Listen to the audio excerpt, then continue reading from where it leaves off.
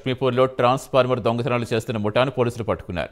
లక్ష్మీపూర్ ఖైరిగూడ దగ్గరలో విద్యుత్ ట్రాన్స్ఫార్మర్ చోరీ గురైనట్టుగా పోలీసులకు ఫిర్యాదు అందింది. దీంతో కేసు నమోదు చేసుకున్న పోలీసులు ఉల్లిపెట్టెలో అనుమానాస్పదంగా తిరుగుతున్న కొందరిని అదుపులోకి తీసుకుని విచారించగా అసలు విషయం బయటపడింది. ట్రాన్స్ఫార్మర్ దొంగతనం చేసి పొదల్లో దాచినట్టు తెలిపారు. మొత్తం 8 మంది కలిసి ట్రాన్స్ఫార్మర్లు, విద్యుత్ వైర్లు దొంగతనం చేసినట్టు ఒప్పుకున్నారు. ఆసిఫాబాద్లో 6, రెబ్బెనలో 4, తిర్యానీలో 1, ఈస్గాంలో 2, కాగజ్ నగర్ రూరల్లో 1, సిర్పూర్లో 2, చింతనమనేపల్లిలో 1 ఇలా మొత్తం 17 ట్రాన్స్ఫార్మర్ దొంగతనం చేసినట్టు ఒప్పుకున్నారు. అందులో సుమారు 163 కేజీల కాపర్ వైర్ స్థానిక వ్యాపారులకు అమ్మినట్టు తెలిపారు.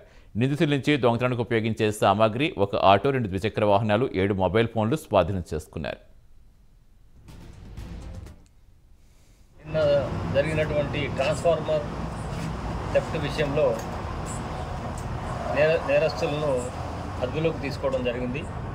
మొత్తం 8 మంది నేరస్తులు ఈ ముఠాగా ఏర్పడి మన జిల్లాలో వివిధ ప్రాంతాలలో ఐడియల్గా ఉన్నటువంటి ట్రాన్స్ఫార్మర్స్ని థెఫ్ట్ చేసి దాంట్లో నుంచి ఆయిల్ అవన్నీ కట్ చేసేసి దాన్ని ఇప్పేసిన తర్వాత ఆయిల్ కారిపోయిన తర్వాత దాంట్లో ఉన్నటువంటి కాయల్స్ని తీసుకొని దొంగతనం చేయడం జరిగింది.